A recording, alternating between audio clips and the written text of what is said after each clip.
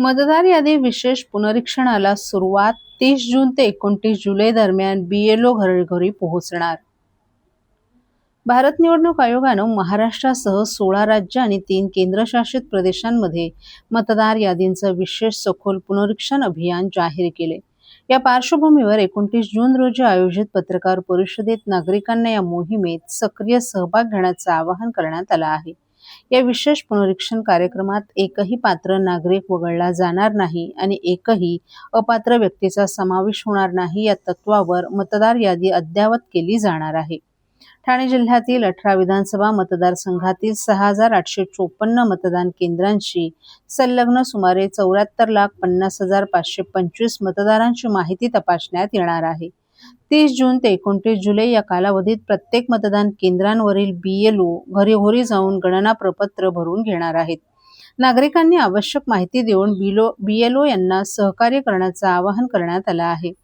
ज्या नागरिकांचे किंवा त्यांच्या आई-वडील, आजी-आजोबांचं नाव 2002च्या मतदार यादीत आहे त्यांना नाव समाविष्ट करण्यासाठी स्वतंत्र पुरावे सादर करण्याची आवश्यकता नाही. मात्र नाव नसल्यास जन्मतारखेनुसार आवश्यक कागदपत्रे सादर करावी लागतील.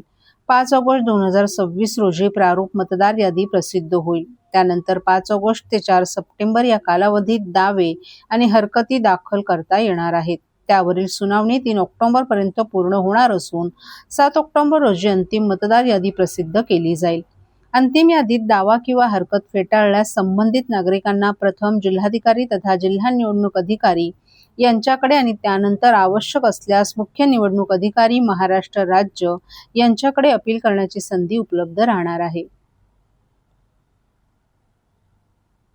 सर्व पात्र नागरिकांचा समावेश मतदार यादीमध्ये व्हावा अशा पद्धतीने इलेक्शन कमिशनचं घोषवाक्य आहे. त्या पद्धतीनं प्रशासनाने पूर्णपणे तयारी केलेली आहे. राजकीय पक्षांचे प्रतिनिधी असतील यांची देखील बैठक झालेली आहे आणि जे राजकीय पक्षाचे BLAs असतात, बूथ लेवल एजंट, त्यांची देखील नियुक्ती ठाणे जिल्ह्यामध्ये मोठ्या संख्येने झालेली आहे.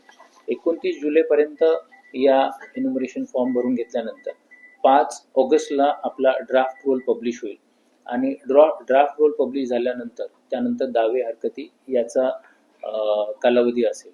तर जास्तीत जास्त मतदारांपर्यंत पोहोचणे आणि एन्युमरेशन फॉर्म भरून घेणे जेणेकरून ड्राफ्ट रोलमध्ये मॅक्झिमम एलिजिबल वोटर्स जे आहेत, सिटीजन आहेत, तर ते आपल्याला इन्क्लूड करता येतील. हा या 1 महिन्यातला कामकाजाचा भाग असेल आणि या 1 महिन्याच्या कालावधीमध्ये इंटेन्सिव्ह पद्धतीने आपण मतदारांपर्यंत पोहोचणार आहोत. सर्व प्रशासन याच्यामध्ये काम करत आहे आणि एक समन्वयाने SIRचं काम जे आहे तर ते पार पाडण्याकरता समन्वयाने जिल्हा प्रशासन काम करत आहे.